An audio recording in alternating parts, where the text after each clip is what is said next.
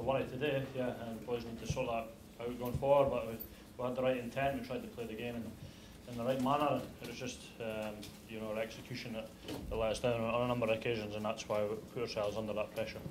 To hold them out when you're under pressure, it's very important, especially in tight games, to stop them scoring tries.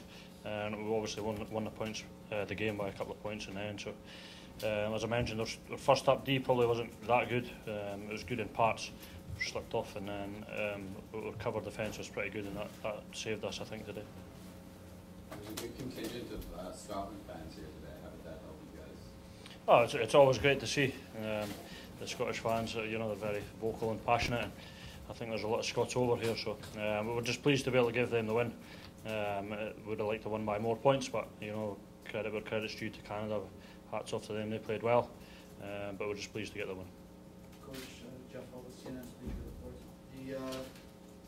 The decision to send off a Canadian player late in the second half, obviously it was your player who was injured on the play, so I think a huge turning point in the match was that decision.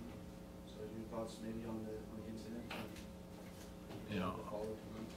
The referee was on the field. He was assisted by his video referee, so they made a decision based on what they saw, and it changed momentum. They were attacking that stage, and that probably turned the game towards the end. So we know always in these games little things make a difference, and that was a little thing that turned out to be a big thing and had a reasonably big consequence on the result. So probably. Specifically, Strokosh, obviously, is there any update on him?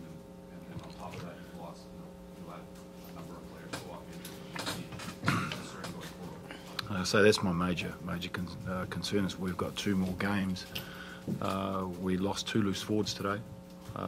We lost a number 10, even though we have a group that will be joining us for the Argentinian part of the tour.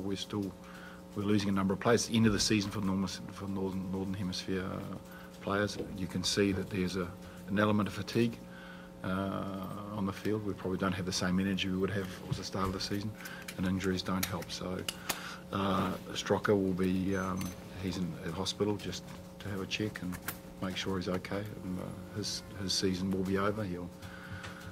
Kelly Brown has got a torn bicep muscle, so even if he was supposed to come with us to Argentina, he will not be able to come now. So we'll be looking at other options. Number 9, 10 and 12 are one of the decision makers in the rugby team. Today you played a very experienced number 9 and 2 very inexperienced 10 and 12. How would you evaluate the performance? Well, I would say that they were trying to get things moving. We changed tactics in the second half. We obviously tried to move the ball wide in the first half, and we had execution problems with the wind and conditions. We then changed and tacked a little bit closer, and I thought that got us over the advantage line. And we're trying things. We're trying to do things, and now we just need to have a good look at how we're going to do them better, and always have the possibility to vary our game.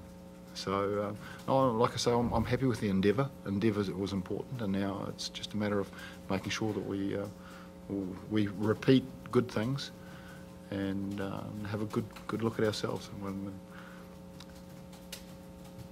Coach, just obviously, you're in Toronto, Canada, being a Tier 2 nation, you're a keen observer of world rugby.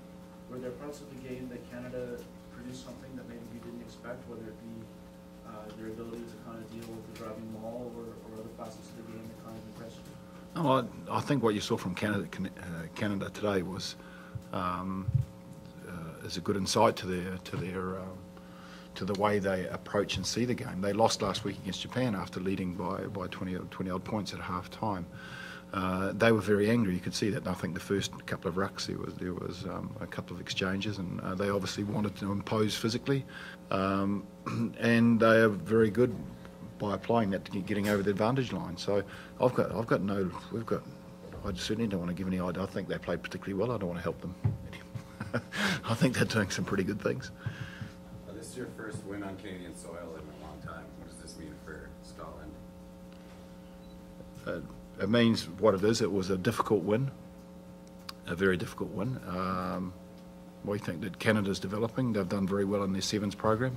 They finished 6th in the world this year. I think they're developing rapidly. They've certainly got a little bit of Southern Hemisphere know-how coming into their game. You can see by the way they managed to move the ball around and keep the ball and apply pressure. They're on the up. These types of games will certainly help develop them.